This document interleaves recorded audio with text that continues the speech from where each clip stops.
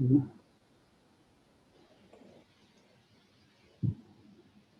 ahead. Namo Vitragay, Namo Vitragay, Namo Arihantanam, Namo Arihantanam, Namo Siddhanam, Namo Siddhanam, Namo Ayariyanam, Namo Ayariyanam, Namo Vajjayanam, Namo Vajjayanam, Namo Loe Savasahunam, Namo Lohe Savvasahanam, Aiso Panchanamukaro, Eso Panchanmukkaro, Savapavapanasano, Savvapavapanasana, Mangalanancha Sauvesim, Mangalananch Savvesim, Padmam Havai Mangalam. Padvam Havai Mangalam, Om Namo Bhagavate Vasudevaya. Om Namo Bhagavate Vasudevaya, Om Namah Shivaya. Om Namah Shivaya, Jai Satchidanand. Jai Satchidanand. Jai Sachidanand. Before we get the question, Shaileshanandji, I have a question. Yash. What is Vitrag Vignan of Dada Bhagwan? If you meet Can you repeat? a person who's not familiar with that, how would you answer that? Can you repeat your question? It was very low voice. Yeah. What is Vitrag Vignan of Dada Bhagwan Oh yeah. for a So non-Mahatma? yeah, sure. So Vitrag Vignan is the holistic, means the wholesome science of life and living, which deals with I as I am, my inner mind, speech, body, inner processing or functioning, outer circumstantial evidences, nature, natural laws, natural regulatory system, and universe as a whole. So basically, what is the real need and the benefit of the Vitrag Vignan? First, if we understand the need, today we have many gadgets of comforts and luxuries. As we are doing today, I am seeing your face when you are sitting at USA, you are seeing my face. So technology has given us many things. Communication technology, information technology, stem cells, nanotechnology, genetics, even the God particles or neutrinos, as if we are ready to conquer the universe. But on the other hand, if we look inside, do I have inner unrest? Do I have disputes, clashes, lack of harmony? Am I in search of happy, harmonious, positive, or meaningful living? And today, in the recent corona pandemic, it has really tested all of us throughout the world. Few have suffered the actual illness. Rest all we are suffering from the stress and worries and anxieties and depression arising out of this corona pandemic. So what is the way out? Is there any science or is there any knowledge light which can help me to live a happy, harmonious, positive, and meaningful living, which can help me to recognize my inner potentials and make best use of it, which can allow me to experience the inner freedom, inner true happiness, and even bliss, and ultimately it can enable me to know and attain my ultimate purpose or life of the goal. And here the answer is, as due to progress of physical or relative sciences, we have been gifted with so many luxuries and comforts. Similarly, there is inner science or science of my inner self, which is also known as the Vitrag Vignan, or in English we can term as holistic science of inner self or holistic science of the life and living, which can give me the true knowledge light, as we said, enabling me to live a happy, harmonious, positive, and meaningful living, which can help me to recognize my inner potentials, experience my inner freedom, and attain my ultimate goal of life and living. So, why the word Vitrag? Vitrag is a word, it's the highest state of evolution in the human form which one can attain, where one is free of all the inner weaknesses, attachments, and aversions, anger, greed, pride, and deceit. As a result of that, on the other side, the light of pure soul self, which is known to be infinite knowing power, infinite seeing power, and infinite bliss, gets fully opened out. So much so that everything of the universe gets reflected into it. All the mysteries of the universe, life and universe get revealed into that, and not only they become blissful, but they show us the path leading towards true happiness and ultimately bliss. So vitrags are such highly evolved human forms where the inner pure soul self light is totally opened out. And in the present time, Dada Bhagwan, actually the A.M. Patel, Ambalal Murjibhai Patel was a householder, but in his frail body in 1958, the eternal light of the pure self, which we can also say is a godhood light, got opened out. And from 1962 to 1988, he gave us the various understandings known as Akram Vignan or the Vitrag Vignan.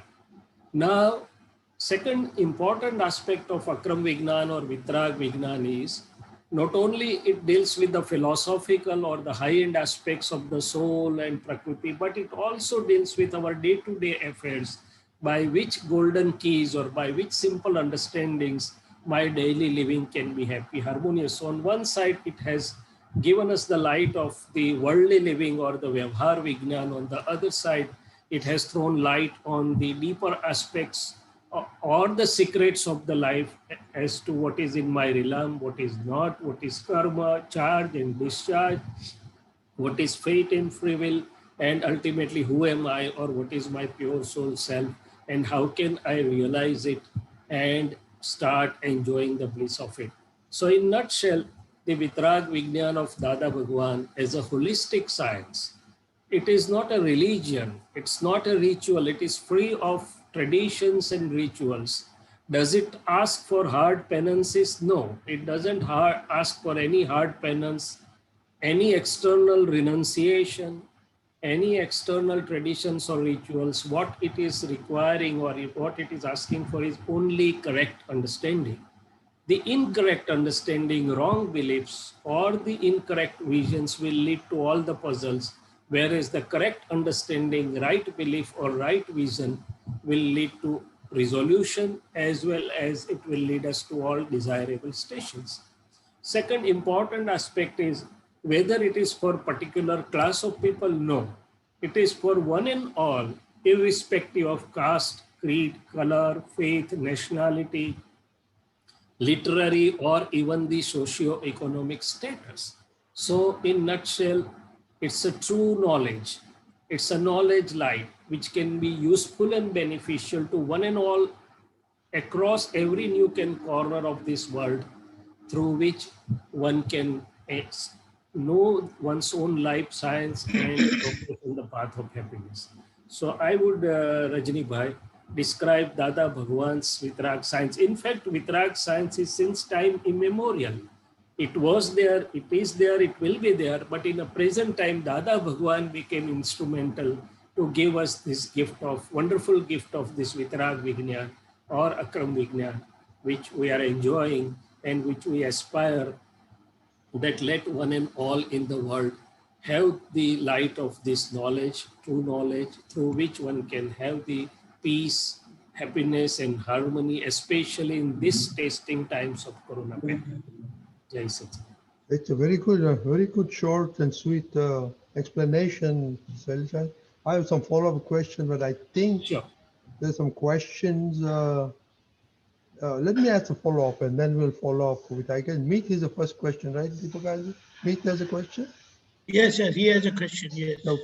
Okay, so before Meet, let me put one question. So, Shaileshanandji, I am following certain religion, and I'm following my Can you rituals. speak little loudly, Rajni bhai? I'm getting your voice little low, please.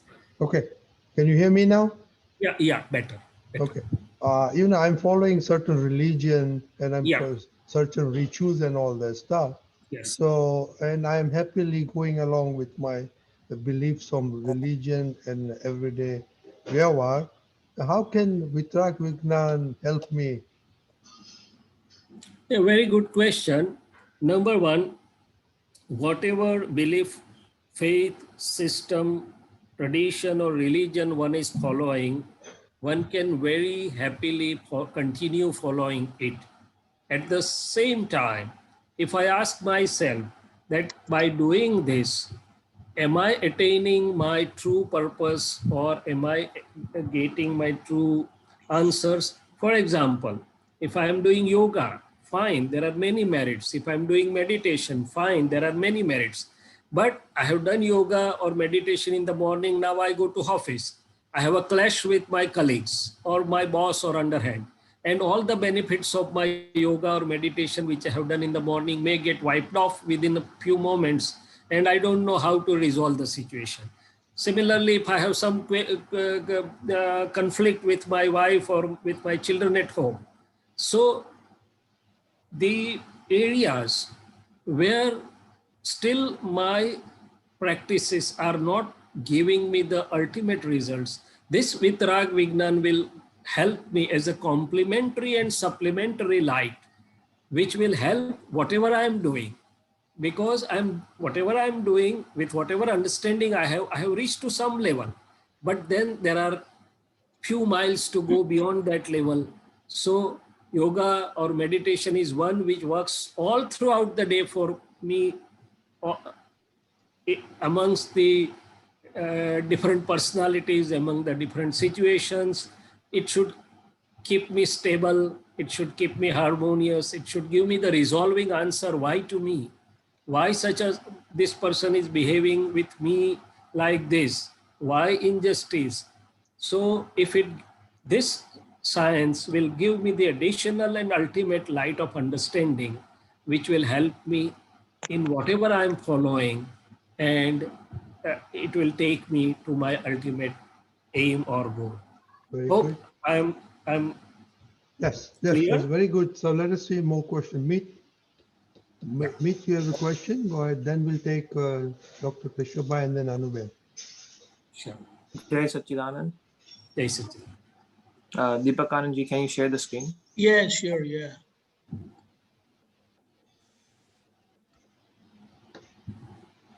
So I was reading the second Aptavani in English, and the topic was about God and Gyani Purush. So Dada Bhagwan was talking about it, and so I'm just gonna read that page right now. So the term God is an adjective, and we are Shudhdhatma without adjectives. The world has come about because of adjectives. Shudhdhatma does not have any adjective, and that is why our state is devoid of any adjectives, which is also known as nirvishesh. To call us God is equivalent to making fun of the Gyani Purush. You too can be called a Bhagwan if you do not have any clash tendency towards anyone, nor do you incite it in anyone else. People call us Bhagwan too, but our state is beyond all adjectives. It is a state without any attributes or adjectives. This state is not to be found in scriptures. Therefore, no one should delve into using adjectives. We do not have any adjectives. Bhagwan is an adjective. It is not a noun. When a person becomes a BSc, he is called a graduate. Then if he studies for another 10 years, it is belittling to call him a graduate. To call a Gnani Purush Bhagwan is the same as putting him down to a lower level. Gnani Purush is a wonder. He is without any adjectives. But how are people to understand that? That is why they call him Bhagwan. The word Bhagwan comes from the root word Bhag, just like the word Bhagyavan, meaning fortunate, from the word Bhagya, fortune. The word Bhagwan comes from Bhagwat, meaning godlike quality. Therefore, the one who possesses godlike qualities is called Bhagwan. The Gnani Purush has gone way beyond that. There's nothing else left for the Gnani to attain. There's nothing beyond that. We lack only 4 degrees from attaining the absolute state of omniscience, Keval Gnan. Lord Mahavir had stopped 360 degrees, and our Gnan stopped at 356 degrees, and that too because of the peculiarity of the current era of this time cycle. But if you wish, we can bestow that Keval Gnan of 360 within you in an hour. You have to be ready for it. However, because of the strangeness of the peculiarity of this era of the time cycle, you will not be able to digest it completely. So from this, my question, well, first of all, I wanted to say that I was really surprised that of the major difference between the level of Bhagwan and Gyani Purush, because I used to think that Bhagwan is already like the topmost level. So firstly, I wanted to ask, what is the main difference between Bhagwan and Gyani Purush? Like, how big is the difference, and what are the attributes of both of them? Well, very good question and very in-depth question also. See, basically, Bhagwan word is used in two ways, but the main purpose of the word Bhagwan, it relates to Prakriti and the extra special qualities, or the what you can say suprahuman qualities. From the moment one has the suprahuman qualities like spontaneous forgiveness, unconditional love.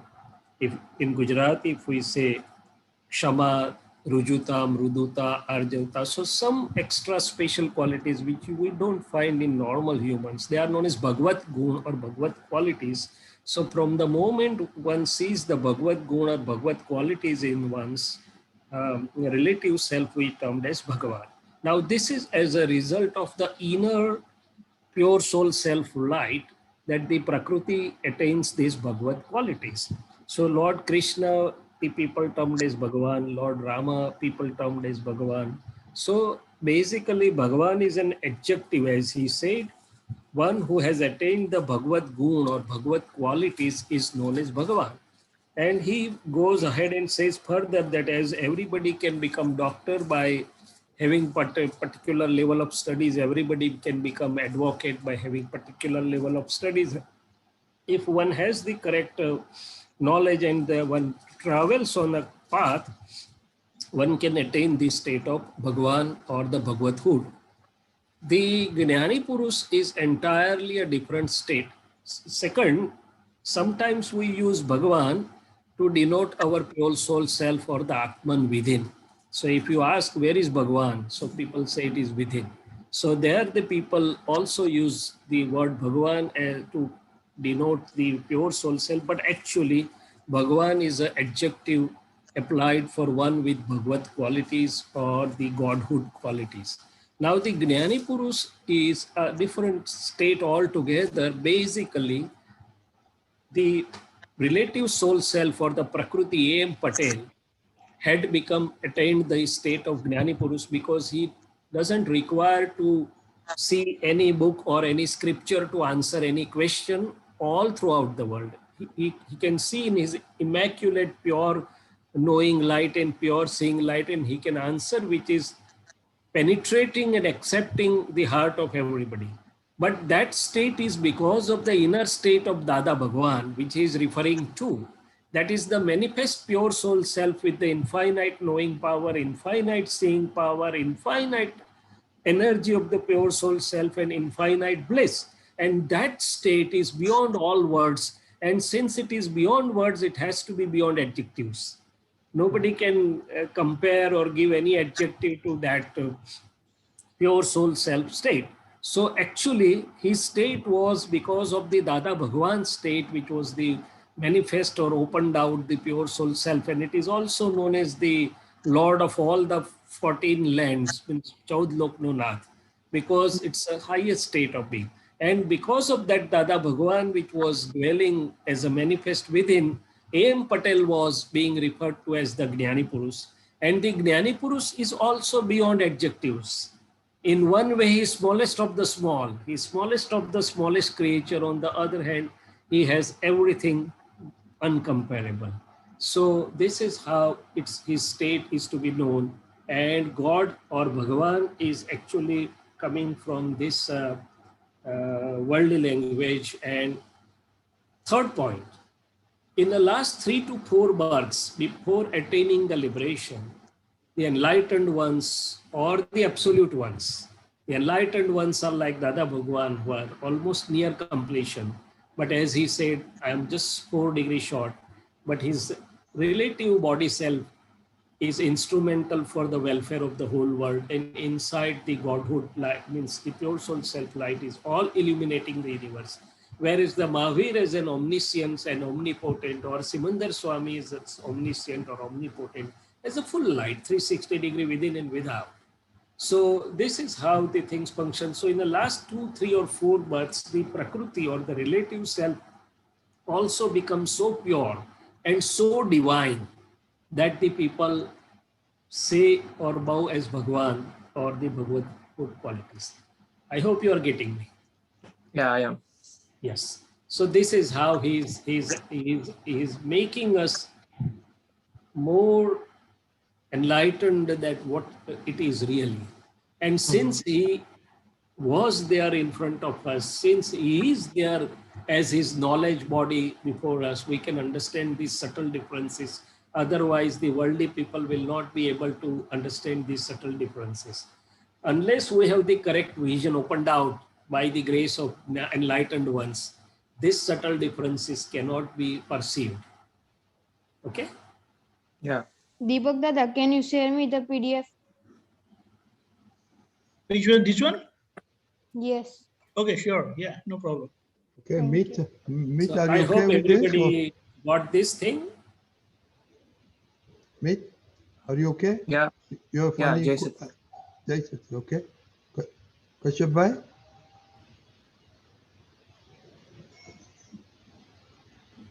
Jinal wants to ask something. I think Ambu wants to ask Who? something. Kashyap bhai? Yes, Who wants to everyone. ask? Kashyap bhai? हाँ बोलिए. Yes. Can you hear me? Hello, can you hear me? Yes. Yes. Jai Sachidan, everyone. Shaileshanandji, Jai Sachidan. Jai Sachidanand. Yes. My question is that it is said that in this era there is no unity of mind, body, and speech. Can you please explain why this, how this came about, that there is no unity of mind, body, and speech in this era? What is the reason? Cause? Yes, there are 2 reasons. One reason, as we see from outside on the surface, and the outside reason or the superficial view on the surface is this time known as Kali Yuga or also known as Dushamakal is such that, see, there are interconnected effects of my mind, sport, body, speech, and what is going around within me as vibrations, and the effect in totality of everything around me. So this time it is said that it is very difficult to maintain the unity of mind, speech, and body. Means what I think, I cannot speak exactly, or I speak little differently from what I think. For example, if I am thinking or I am having opinion about Kashyap Bhai or Rajani Bhai little different, but my speech will show little different. Or if I have within my heart that I want to do or I don't want to do, but I will speak differently. And what I speak, really, it doesn't come into my behavior. The people say, okay, you go, I'll take care of everything, your house and your family members after when you are out. But as he goes out, I say, oh, I was busy. Oh, I'm coming. And Can so, I clarify a little bit my question? This is, as I understand, the mind, body, speech, disunity is an effect, correct? So I would like to know what if this is an effect. yeah, I'm coming to that. What is the cause behind that? I am coming to that part. Yes, So I said that on a superficial view, from the superficial view, this is the reason. Yes. But now the correct reason or the correct thing is why I happen to come in this such time. Because in the past, when I was there in a good time, my inner bhav, my inner decisions or my inner projections became little faulty. So, because I faltered in on good times in my inner bhav or inner projections or inner decisions, it laid the seeds for the present mind, body, and speech, which are not having uniformity. So in actually, I am responsible for myself, or Dada, as Dada Bhagwan says, you are whole and soul responsible for yourself. Nothing, not the present time, not the present Kali Yuga, not the present Dushamkal. None is responsible except me and me only, or except each and everyone for one's own self, because that was the fault of my bhav or projections in the previous times, which is giving me the result or the fruits like this, and I have come in such and such times. So because my mind, body and speech carried such atoms and molecules which are having the disparity of mind, speech and body, to dispose that of, to undergo through the effects of that, to undergo through the fruits of that, I had to come in such time of Kali Yuga where all the scientific circumstantial evidences come together and the things are disposed. So the correct reason, as I said, the deeper or the second part of the reason is my own faults previously done at the level of my bhav, decisions or projections. Is the yes, as I understood in short, I will summarize that the bhav previously was not in unity. That is why the effect is also not in unity. Yes. Correct? Yes. Yes. Got it. Yes. Jai Sachidanand. Anuben? It's also. Jai Sachidanand, all pure souls. Jai Sachidanand. Jai Sachidanand, Shaileshanandji. While sleeping in the night, I recite, I am a pure soul till I fall asleep. And do I reach a state of self-realization? What if death occurs during that time? Okay. What's your first name? Annu? Annu. Yeah. Annuji. So Annuji, I hope you have, when you are asking about self-realization, I hope you have been graced or blessed with the vision of who am I? Have you been fortunate? Have you been fortunate to have the experiment of Gyani Purush to know who am I and who am I not? I'm very new, you can say. It's almost a year now, you know. Okay. Yeah. So okay. So at present, as I understand, correct me because we are meeting for the first time, that you principally have the belief that I am Annu, I am mother of somebody, or I am sister of somebody, I am daughter of somebody, I am wife of somebody, I am friend of somebody, and these are my mind, speech and body, or I am doing this thing, I am cooking, I am eating, I am going out for shopping. Am I right? Yeah, in a way, sort of, yeah. Yeah. Not all the time, because I have started feeling a sense of bliss because I've started seeing myself separate from myself, you know. Good. No, I understand. I'm coming to that point. Yeah. So I'm coming to that point. So by hearing these satsangs, by practicing it, by following it, you have started the journey. I understand that. But why I started from the basic? Because then it will give a very good perspective of what really the science is working like that. So now that you know that Anu, my name means your name belonging, attachments, mind, speech, body, and all the things happening there is one part, and you as a knower and seer is the second part. So Gyani Purush or enlightened ones, as a first step, when the person is ready to know who am I, or has the inquisitiveness and eagerness to know who am I, and has the perfect humility. So he requires only two things: perfect humility and I know nothing attitude.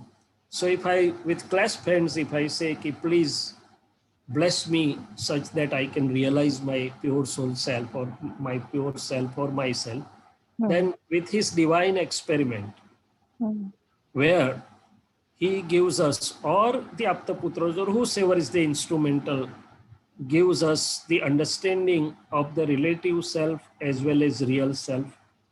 how the mind, speech, and body functions, what are its attributes, and how my pure soul self is different or separate, and what are its attributes. And after that 1 hour, what we can say separation experiment, 5 unique divine precepts are given, which work as agnyas or precepts or the guiding lights for us to nourish that seed of self-realization and to take the benefit and practice it throughout the day and throughout our life in living. So that seed, which sprouts in 2 leaves, now gradually becomes a bigger and bigger plant. In other words, the feeling which you have started, that Anu's Prakriti or the relative self is functioning, and how I as pure self, as a knower and seer, with my own inner independent bliss, how I am separate. But to foster that, to nourish that, you need 5 divine sentences as a precepts. Where are you located, by the way? Where are you staying? I'm in Mumbai, proper Mumbai. You are okay. You are in Mumbai, so you'll get some time that opportunity once the corona subsides or once the corona goes away. The experiments are being conducted, and that will reinforce your this understanding and reinforce your this experiment. So by this way, it progresses. And now, once you have this in a regular experimental way, then when you say that I am pure soul self while sleeping, you know that Anu is going to sleep. I as pure self never sleeps. So Anu sleeps, Anu goes to sleep, Anu wakes up, Anu eats, Anu takes a bath, and I am Shudhdhatma all the while, knower and seer of all the activities of mind, speech, body of Anu within and without, and also sees relative and real in others. So which you said in the start that I see or more to pure soul self in all. So we see with 2 visions, relative and real. While I'm talking to you, relatively you are Anu and really you are Shudhdhatma or pure soul self. Similarly, I see in everybody sees in me. And the third is who is the doer or how the things are being done. That's the Vyavasthit Shakti or a natural regulatory system. How I have to deal with all the situations and people throughout the day and throughout the life. That is, fourth is dispose the files amicably with equanimity. And fifth is the Shudhdhatma's account, means with the awareness and the interest of Shudhdhatma or pure soul self.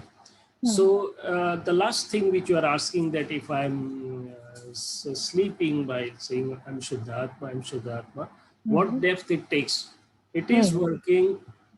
It's working at a very deep level. I'll give you one simple example. Of course, I'm again reinforcing that a proper experiment, initiation through a proper experiment goes a very long way. But having said that, I'll just share my own experience. Once I had to undergo a small surgery. I was given general anesthesia. I was just coming out of general anesthesia, and I was not still awake or well oriented. But the people around me, they were Mahatmas, so they were poking me and testing me where I am. So they said me, oh, you must be having pain and you have been. No, I said, no.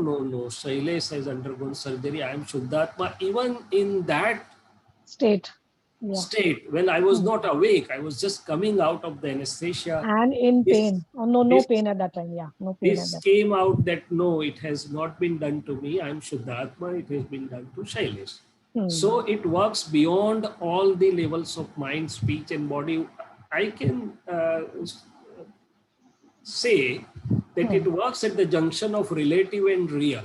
And that junction of relative and real is absolutely free of all the effects of the relative, absolutely free of the changes in relative, and the relative is all the changes gross to subtle, whichever are happening there. So it works at the junction point. There's a line of demarcation, and it works there. And in other words, it works beyond conscious and unconscious or semi-conscious mind and whatever you say.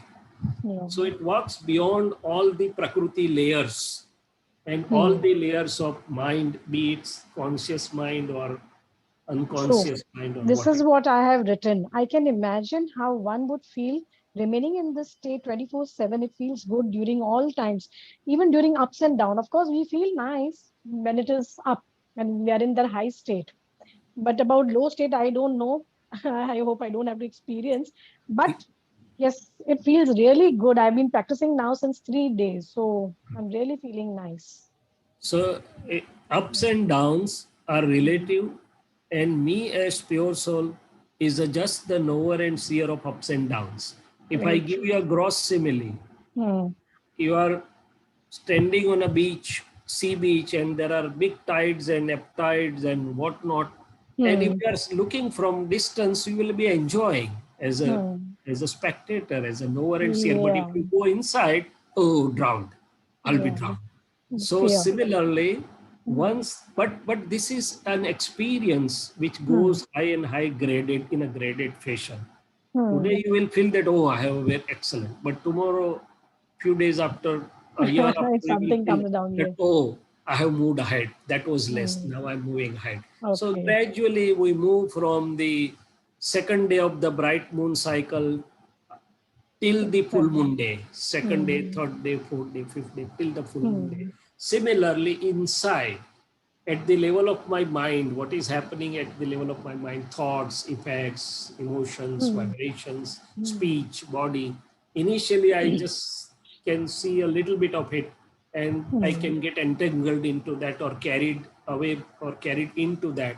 But Hmm. gradually, as my awareness increases, my practice increases, my Hmm. sincerity goes up, Hmm. more and more I can remain as an away, separate, away and knower and seer of what's going in my mind. I'll not take the side of my mind, Hmm. but I'll remain neutral or Hmm. I'll remain as a neutral observer. So two things happen. Number one, I Hmm. can see the faults or mistakes in the mind, speech, body Hmm. impartially, Hmm. and I'll not take the side of it. Okay. By my true impartial vision is pure soul, they will just get purified and they will just get washed away gradually. Hmm. And second thing, I'll remain the effect free. Hmm. The relative effects may be there, what you are saying, ups and downs, joy, Hmm. sorrows, grief, and Yeah. Anxiety or whatever whatever. it Yeah. is. Hmm. But I will remain as a knower and seer, effect free. I'm free of all the effects of relative. So these are all the experiential levels which starts as a I second. wouldn't say it's a high state, but yes, by practicing, maybe yes, I reached there. You know. Hmm. Yeah. So, but it's a good journey. Hmm. We pray and wish you all the good luck, or not the luck, but all the purusharth in your journey, Yeah. The blessings are very and to move ahead. And we are all traveling along with, jointly with each other. true. Okay, Manuel, Yeah. Yeah. Jai Thank you so Sachidanand, much. Jai Sachidanand, Jinal. Jinal? Yes, Jai Sachidanand, everyone. My question is that do we really take decisions in life? Like, is it something which we can consciously think about or it just comes? And also, how to take decisions with equanimity? Is there is a specific process according to the spiritual science where we can really be equanimous while taking any decision? Oh, you have asked a very good question. Anyway, it's a very in-depth question also, but I'll try to simplify as much as possible. So there are two types of decisions, Gina. Number one, decisions in part of happenings, where there are inner circumstances, outer circumstances. For example, I'll give you the example. Suppose when I got the second rank in the university in my qualifying year, which was preparatory science at my time, the issue of decision came in. I was getting admissions everywhere, in my college, in IIT, wherever I wanted to go.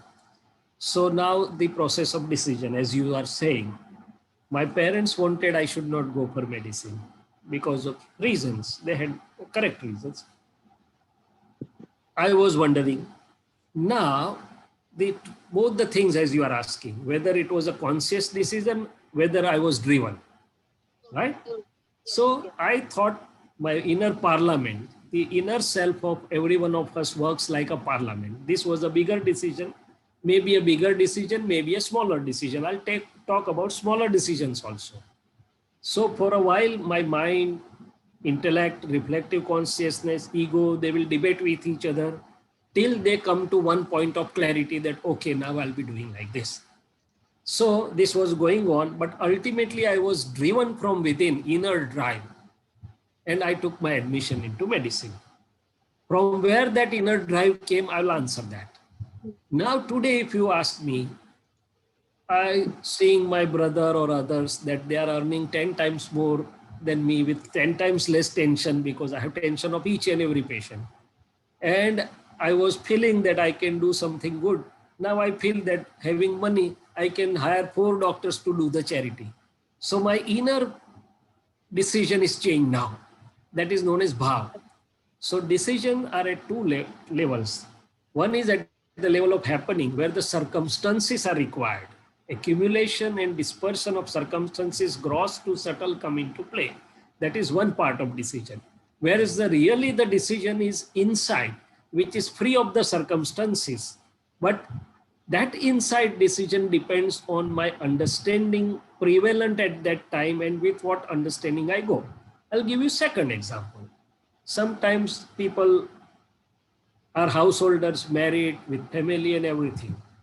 But because of the clashes and turmoils and moderations inside, they feel that better I would have remained alone, or better I would have chosen the path of renouncement or a monk or a nun.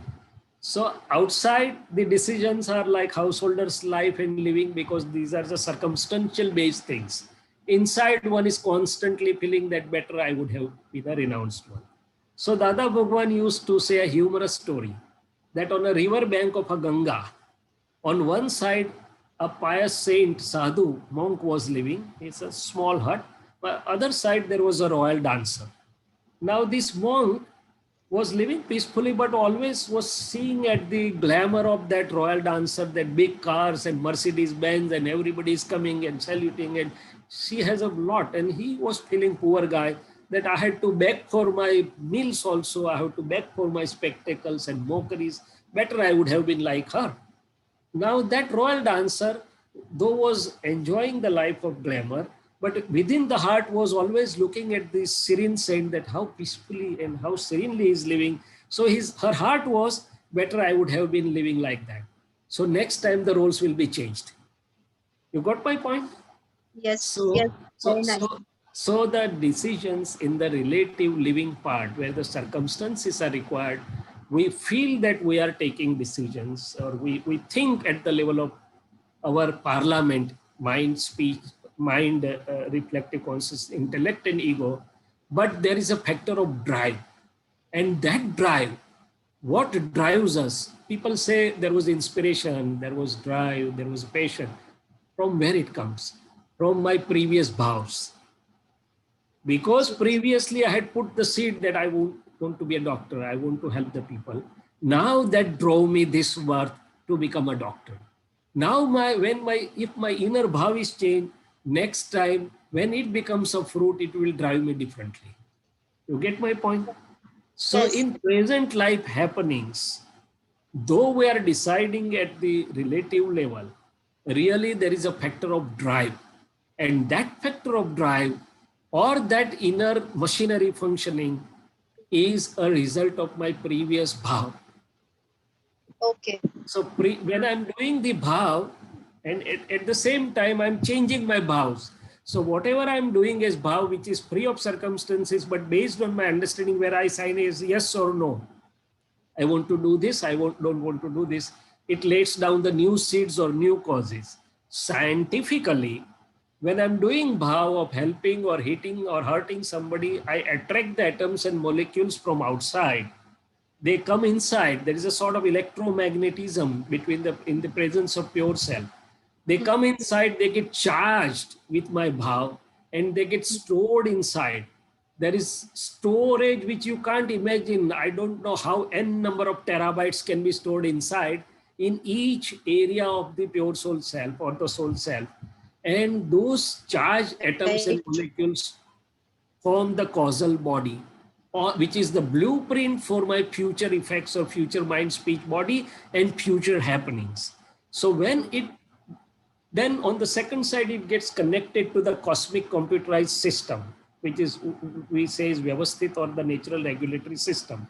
Another example, suppose you and me have done one vow that you want, that I need a husband, he should be little from a good family or handsome or whatever. And I have a vow that I need a wife, she should be obedient and she should be from a good cultured family, whatever. Now that has gone to nature. Now nature says, wait, time is not right. At a particular time, nature will collect all the evidences. But when the result is given by nature, it comes as a scientific circumstantial evidences. Nature cannot give only husband or only wife. It has to give father-in-law, mother-in-law, brother-in-law, sister-in-law, everything as a bundle. I had decided just to become a doctor. I never knew which will be my college, who will be my professor, who will be my colleagues, who will be my future patients, who will be my future staff. But because of this one bhav, which I had taken the real inner decision, consistent and constant, remaining it consistent and constant, the nature provides me all the circumstantial evidences for the happenings. And during that period, it becomes a drive. So actually, in a part of happenings, life is two parts. One is a part of happening based on the circumstantial evidences, gross to subtle. I am doer, but I am instrumental doer. I am not independent doer. Yeah. If I ask you, you do the noble research, what all can you do independently? And what all can you not do independently? When it happens according to my wish, I say, oh, I did it. If the surgery is good, I say, oh, I did nice surgery. If there is a complication, then I say your body immunity was not good, this was not good, that was not good. Yes. So here in the part of happenings, I am dependent on circumstantial evidences, I am not independent. But inside, living as I am name bearer, I am Shailesh, I am independent. There is my relative free will, which is not dependent on circumstances. So there actually the decision part comes into play. But in the secondary happenings part, also the decisions. And now the second important part of your question. How should we take the decision in light of spiritual science? That was your second part and very important.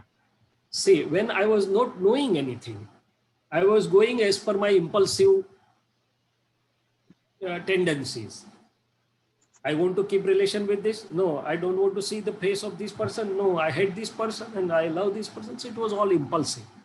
Now, the impulse may come, but the guiding light comes in between, which moderates my decisions even in the part of happenings. Now, the spiritual light tells me, no, I should be equanimous with everybody. My mind, speech, body should not hurt any living being. There are 9 codes of conducts. There are visions which throws light on my reactions of mind, speech, body. It moderates and purifies my processes and atoms and molecules. So now my decisions, even in the part of happenings, even in relative behavioral things, is moderated and under and through the light of this guiding vision. So it is not any time a single factor. It doesn't go by Prakriti also. It's always a sum total of what Prakriti you have brought along with what present understanding you are using. And inside my decisions are totally different, as I said, based on my Gyan part. No, I want to be Shudhdhatma. I want to become like Dada Bhagwan. I want to practice 5 Agnas. I want to be free of this, which is totally a difference. So my decisions or my things at 2 levels, in happenings or a relative living, through the guiding light, through the correct vision, which is moderating my everything, and inside as a pure soul or inside as an independent free will part, through a totally different. So will be a totally different person when it becomes a fruit. And if I'm Shudhdhatma, my decision has come, main decision that I'm not Shailesh, I'm Shudhdhatma. And my real power starts. I hope you got me. So there are two levels of free will, relative free will and real free will. Relative free will is at the level of Bhav Satta. Real free will is at the level of Swabhav Satta or Shudhdhatma. Got Huh. me? Yes. Thank you so much. I think I got cleared a lot. Just one more related question, if I have time. Before you go with the question, I have a Yeah. humble request to everybody that all of you and your friend circle and wherever you feel, you want to send the English Akram Magazine, please send us your email addresses. We'll be sharing through WhatsApp, but it's better to share through emails, and we want to compile. See, this will be useful to the new people also, those who don't know Dada Bhagwan also. And basic is at least 50% it will carry the material which is for the new aspirants, which are not exposed to or which has not been introduced to this Dada Bhagwan science. And what I talk, it will be a good part of that will come in the next issue. We are starting 2-3 different columns, and one is Secret of Secrets. Rhonda Byron wrote the book Secret, wherein she tried to reveal some secret to some level.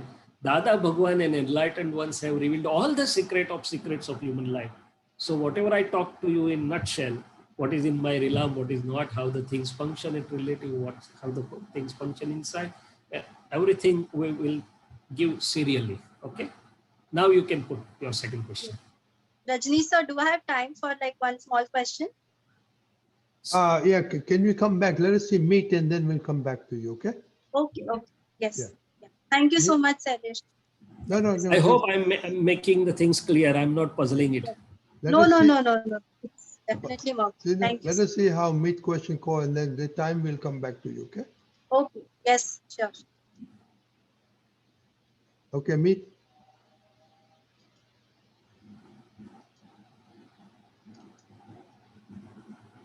Jai Satchidanand. Yes. So before you mentioned that if you want Gnan, you need perfect humility and the attitude of not knowing anything. So I wanted to ask, how do we develop that perfect humility? Sorry? How do we develop perfect humility? Oh, good point. So humility starts from the level of our daily living, right? So in a daily living, right from joining hands or bowing or greeting somebody with a politeness or humility, it starts from there. We start humility by bowing to our parents, our elderly people, different ways. So it starts from bowing or joining hands to Sastanga Dandavat Pranam. So that is known as Vyavahar humility. Then we move ahead. Now, what is the science of humility? What is the advantage or what is the gain of humility? I am a student of science, so I always ask why, how, when, what. So when I am humble, my ego goes away and my reception becomes clear. Universe has everything to offer to me, but it's because of the ego curtain. It's because of some inner curtains that I'm not attaining or getting the benefit. So first and foremost is my ego bellows down. The reception becomes clear. Second is to whomsoever I am becoming humble or humble, with behaving with humility, there will be blessing. There is subtle energy transfer. Every living being has a biomagnetic energy field, and there is a subtle transfer of energy. I'll give you only one simple example which I have seen with my own eyes. In 1979, Dada Bhagwan took us to Abu. And then one day he said that, okay, we'll go to visit different places. And at one place there was a blind saint, blind Prajnachaksha. He was not been able to see with his eyes, age of around 80. Dada Bhagwan bowed him almost sastang. And we started wondering, oh, Dada Bhagwan is of such a high stature. This is a saint, is good. Why should Dada Bhagwan do sastang to him? Better he would have done sastang to Dada Bhagwan. But we will not be able to ask at that time. Evening we were sitting and Dada Bhagwan exposed the secret. He said that as A.M. Patel, Dada Bhagwan is inside. As A.M. Patel, I am humble of humble. I am smallest of small. And as the A.M. Patel bowed to him with humility, all the power of all the sadhana of him throughout the life was transferred to me in the form of blessings. This was the earning by a small time gesture of a humility in a vyavhar, right? So having said that, humility goes to real also. Actually, the humility comes when we have vision of two, relative and real. When I say that relatively we are meat, but really I go to pure self within, it is we nai. It's a Gujarati word. We means wishes, nai means viewpoint. So when we see with two viewpoints, relative and real. So as we are walking across the street, we are moving in the garden or wherever, when we see relative and real, even in the trees and even in a dog or cat or everybody, we are seeing with two nai or two viewpoints, relative and real. And no sooner we see the Shudhdhatma in that, we are in a humility, and my Shudhdhatma blossoms or opens out. So it starts from vyavhar or relative dealings, moves to real also. So it encompasses both relative and real. So this is how to develop it. Number one, by seeing the other people who are the examples of humility, our mind, body, and speech relative self learns best by seeing others. So you should be keep your eyes open to find out who are really humble, humility, having the example of humility in different aspects. Somebody may have excellent humility towards parents, somebody may have humility towards all the human beings, and somebody like enlightened ones or the Mahatmas will have humility at the real level also. Second thing, the understanding is the mother of humility. The more correctly you understand, and the humility is the result. Because I know that in a relative world, I don't have any independent power. It's a vyavasthit Shakti. Suppose sometimes my discharge ego used to tell me that I can talk nicely, I can explain nicely this science. And second moment, the Prajna Shakti will correct. Why can't you become the Tirthankar? Why can't you become the Gyani Purush, give blessings and all will go to liberation? And it sits down, though, no, I have my limitations. So as Einstein said, ego is equal to 1 upon knowledge. More the knowledge of the truth, Vitrag Vignan, more the knowledge of the pure self, and your ego goes down, down, down, down towards zero, and the humility expands. So humility is inversely proportional to the ego, right? So correct understanding itself will translate into humility. And as I said, practicing to see with the two viewpoints. More and more you see with two viewpoints, and more you will be having humility. Okay. And the taste of humility. Everything should be tasted. Nothing really carries value without taste. In a worldly living, somebody is not behaving with you politely, but still if you can remain humble, you will not sacrifice your humility. Somebody is scolding you, somebody is insulting you, somebody is behaving badly, somebody is behaving unfavorably, and still you can see yourself in that real and relative Shudhdhatma. Then your humility is steadfast. Okay? So it has to go through the various tests of time. Okay. And it has to be free of reciprocation. Because the others will behave with me politely, I will behave no. Let the others do whatever they feel all right. I would be always in humility. That's the correct way. It should be free of reactions and reciprocations. Okay? Okay. Okay. Yeah. Now, Shaileshanandji, we have 3 minutes to let us see if you can. Sorry? We have 3 minutes. See if you can get Jinal's question in 3 minutes. Jinal? Oh, okay. So whose question? Jinal. Yeah.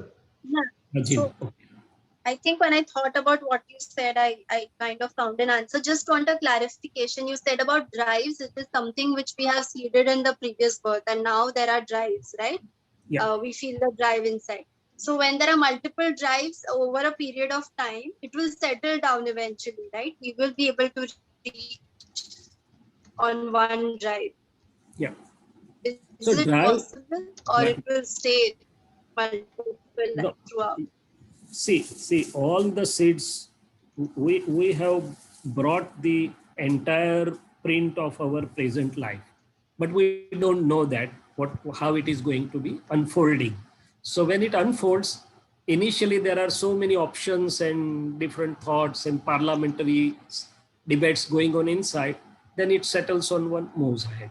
So on occasions also, on a longer platform also, it works like this. For example, we Aptputras remained on this side, celibacy side, the others on this side. So these are the longer pathway decisions. Then there can be shorter pathway decisions, momentary decisions, day-to-day decisions. But the parliamentary system goes based on previous causes. There is some pull. But as I said, it is not the only factor. The present understanding light will moderate it, or will be able to moderate it, and it will purify or clarify or remove the unwanted part or the part of mistakes. I may have carried some wrong Bhav seeds also, but the present light doesn't allow me to do that because it's getting filtered or getting rectified, right? So it clears off my mistakes. That's what I'm saying. So it's a mixture of two. On one side, my machinery works, mind, body, speech. On the other side, it works through the light of the present understanding. Got my point? Okay. Jai Sachidan. Okay. Perfect timing, Shaileshanandji. Can you do 3 mantra meet and Yeah, sure. Jinil will follow? Sure. And before I do three mantra, another small request also, you can send the questions. Of course, the satsang is generating questions and answers, and Rajani Bhai or somebody may make a small notes also, because in English, Akram, we want to put all the lively things, not only explanations, but experiences, what the people have questions and how we can address. And if some of you can help me, not only writing, but there will be audio versions of that also. There will be audio visual versions or small clips of also. My whole intention is it should be catching the heart of the new and young people. Okay. And I seek help from all of you, because right now that responsibility has been put on the head of Shaileshanandji. So I seek help and full-hearted involvement from all of you. Okay. Okay. Jai Sounds Sachidanand. good. Namo Vitragaya. Namo Namo Varihantanam. Namo Arihantanam. Namo Siddhanam. Namo Siddhanam. Namo Ayariyanam. Namo Ayariya. Namo Vajjayanam. Namo Vajjayanam. Namo Loe Savasahunam. Namo Loe Sabva Sahunam. Eso Panchanamukkaro. Eso Panchanamukha. Savapavapanasano. Savvapavappanashano. Mangalananta Sauvesim. Mangalam cha Sauvesi. Padamam Havai Mangalam. Paramam Mangalam. Om Namo Bhagavate Vasudevaya. Om Namo Bhagavate Vasudevaya. Om Namah Shivaya. Om Namah Shivaya. Jai Sachidanand. Jai Satchidanand. Jai Sachidanand. Jai Sachidanand.